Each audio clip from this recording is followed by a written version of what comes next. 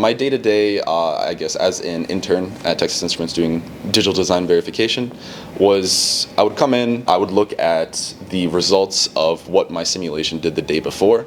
So a lot of the time as a digital design or a digital verification engineer, you're going to be running a lot of simulations, and a lot of those simulations are going to take a while. So like some of these simulations take like 24 hours, or they could take an infinite amount of time. So maybe you'd want to run them at like 20 hours at a time.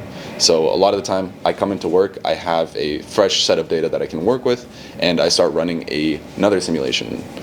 So I have something to look at the next day. A lot of the job is going to be just looking at simulations, seeing what went wrong, seeing like exactly what points in the circuit is the simulation failing, what assertions are failing specifically, and seeing what is the test bench wrong, is the design wrong, and trying to understand like what exactly is causing this fail. Maybe it's performing as expected and you just didn't expect it.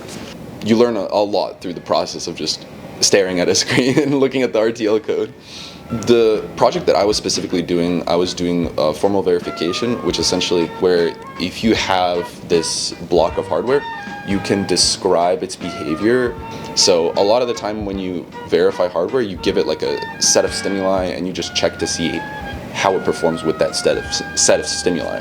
So you see, okay, does this register have the correct value at this point in time? Does it output a valid signal at this point in time? But with formal, you really have to understand, like, can you relate the behavior of an input to an output, or between inputs, between outputs? So it's really like something like this output can never be on at the same time as this output. And you could say that. You could say, hey, this output should never be on at the same time as this output. So if you run the simulation and that assertion is wrong, you can see exactly what leads you to that point, exactly why is this output happening at the same time as this output. And you can see like what set of stimuli leads to that point, and you work to see, is that intended behavior, is that non-intended behavior, and how can I fix that, either in my test bench or in the design. The most important thing in a job is being able to learn something new, because as long as you're learning something in the job, like, you'll never get bored. And if you keep learning, you're going to get more and more experience. You're going to be able to help more and more people. At some point, if you stop learning, if you stop really doing anything new, then the job's no longer going to be like stimulating to you. It's going to be boring. You're going to hate coming into work.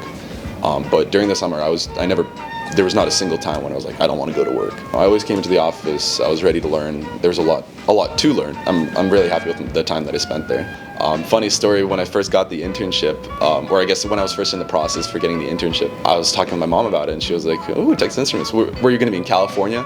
And I was like, Mom, it's Texas Instruments. Where do you think Texas Instruments would be? But she had the last laugh because I did end up going to California. The people always know about us from our calculators, but no, I actually never even saw a TI calculator at the time I was there.